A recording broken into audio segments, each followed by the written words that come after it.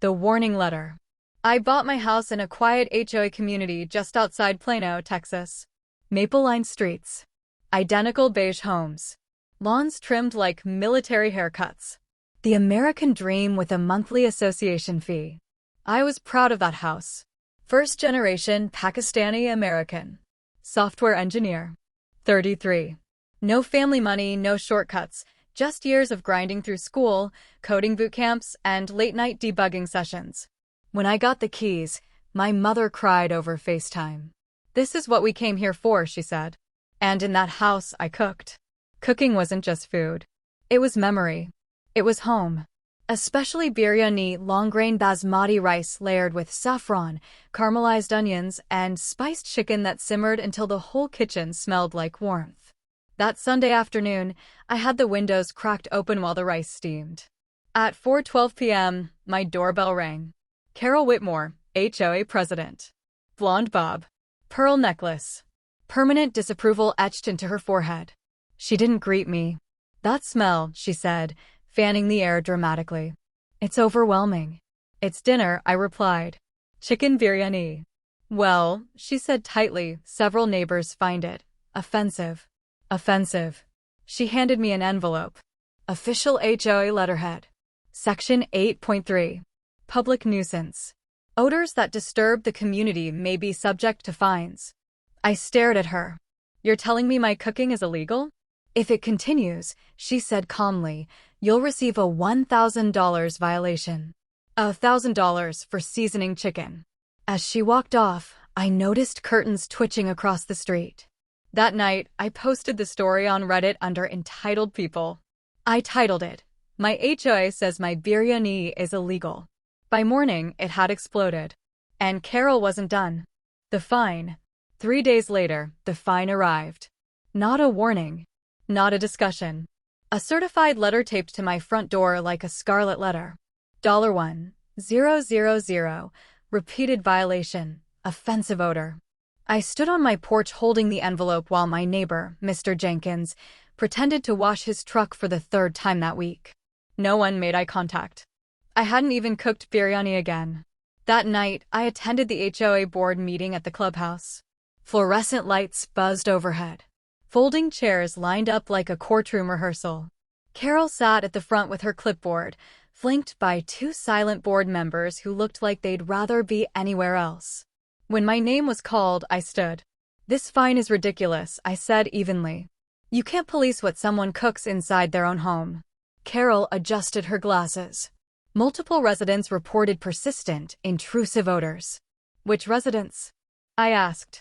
She smiled thinly. "Complaints are confidential." Murmurs rippled through the room. "It's chicken and rice," I continued. "You can't classify cultural food as a nuisance." Her jaw tightened at the word cultural. "This is about maintaining property values," she said sharply. "We have standards."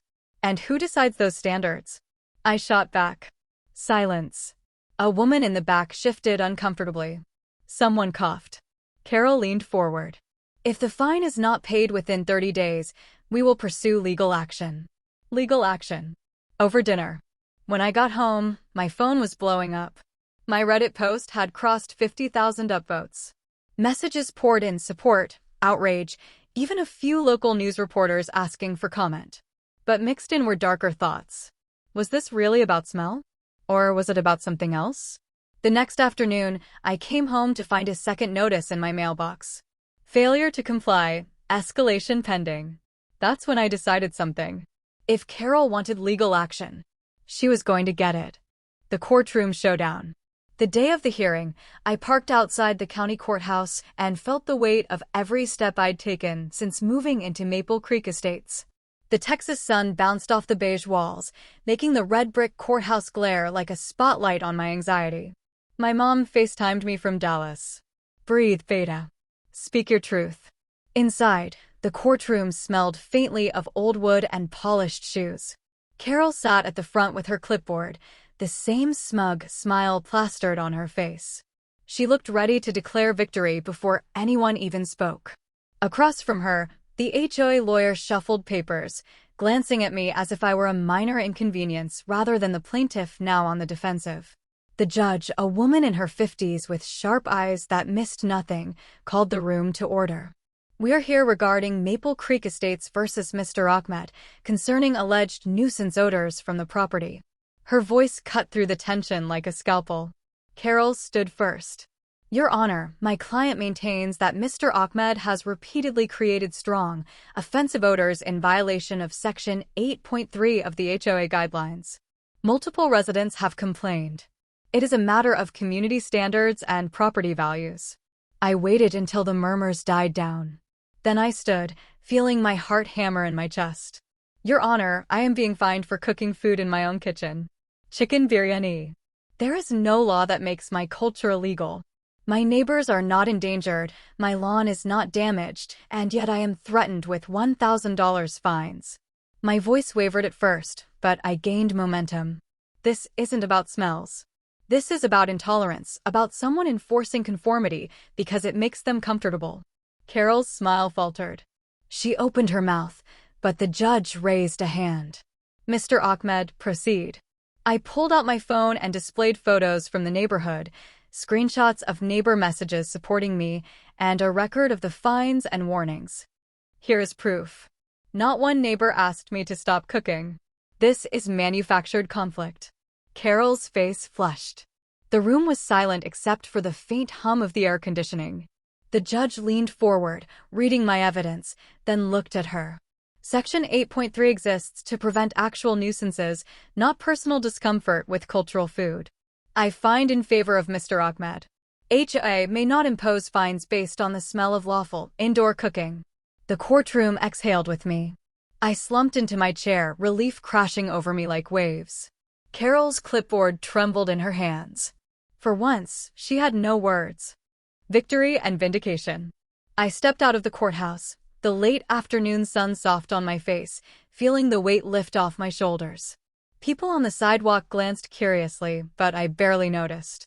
The headlines would soon spread: HOA Karen loses court case over biryani fine. My story, which began as a laugh on Reddit, had turned into something much bigger. A victory for fairness, culture, and the right to live freely in your own home. That night, I cooked biryani again. Steam rose from the pot, rich and fragrant, filling the kitchen with the warm, layered scent of home. I opened the windows wide, and for the first time in a week, I didn't think about complaints, fines, or angry neighbors. I thought about my parents, about the memories this smell carried, about the resilience it took to stand up for something as simple and as profound as food.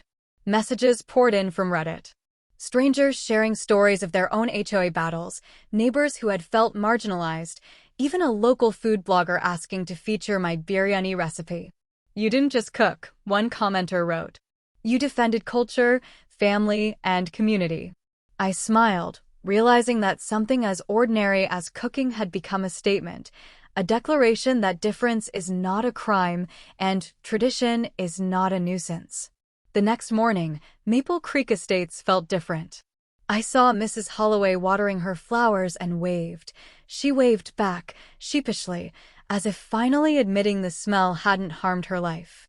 Mr. Jenkins gave me a nod while washing his truck, this time without pretense. And as for Carol? She submitted her resignation from the HOA the following week. I didn't gloat. I didn't need to. Justice had spoken. By the time I served the first plate of biryani to friends and neighbors who had come to celebrate, the tension of the past week melted away like saffron in hot milk. We laughed, shared stories, and ate until the bowls were empty, the aroma lingering proudly in every corner of the house. It wasn't just food on our plates, it was a symbol of standing your ground, of honoring your roots, and of the sweet taste of victory. And every time the scent of basmati and spices wafted through my home, I remembered, sometimes the strongest battles are fought not with fists or threats, but with courage, flavor, and the unshakable belief that your home is yours to live and to cook in.